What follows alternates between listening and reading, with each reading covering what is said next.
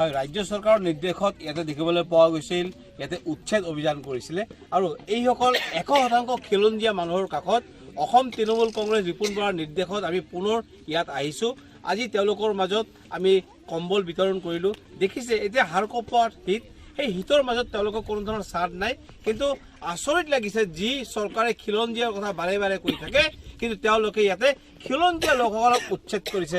আমাৰ বাৰম্বাৰ প্ৰশ্ন এটাই, যদি সঁচাকৈ এইখন খিলঞ্জীয়া চৰকাৰ, তেওঁলোকে মাটি দিয়াৰ ব্যৱস্থা কৰক, উচ্ছেদ নহয়, এই ৰাইজসকলক সংস্থাপনৰ ব্যৱস্থা কৰক। আমি বাৰম্বাৰ অনুৰোধ কৰিছোঁ, প্ৰমোদ বড়ো চৰকাৰ ডাঙৰীয়া, আপুনি ডাঙৰ ডাঙৰ কথা কৈ লাভ নাই। আপোনাক অনুৰোধ কৰিছোঁ, আপোনাৰ ইমিডিয়েট এই অঞ্চলটোত আহক, পৰিভ্ৰমণ কৰক। কেৱল দিল্লীত অমিত শ্বাহৰ লগত গল্প কৰিলে নহ'ব, স্থানীয় ৰাইজৰ লগত আপুনি মতামত গ্ৰহণ কৰক।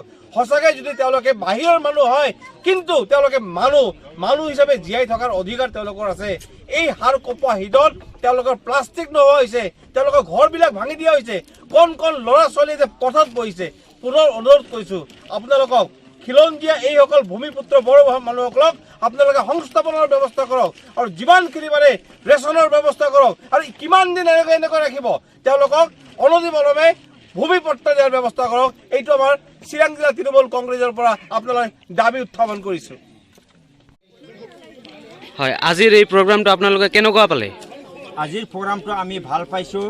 আপোনাৰ মানে তৃণমূল কংগ্ৰেছ আপোনালোকৰ আমাৰ মাজত আহি ইমান আমাৰ দুখত আপোনালোকে আমাক সহায় কৰিলে। এই সহায় কৰাৰ কাৰণে আমি বহুত শান্তি হ'লোঁ।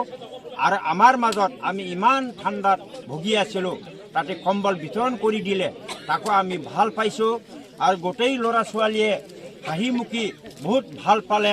সেইকাৰণে মই আপোনালোকৰ ওচৰত এইটোৰ কাৰণে মই ধন্যবাদ কৰোঁ।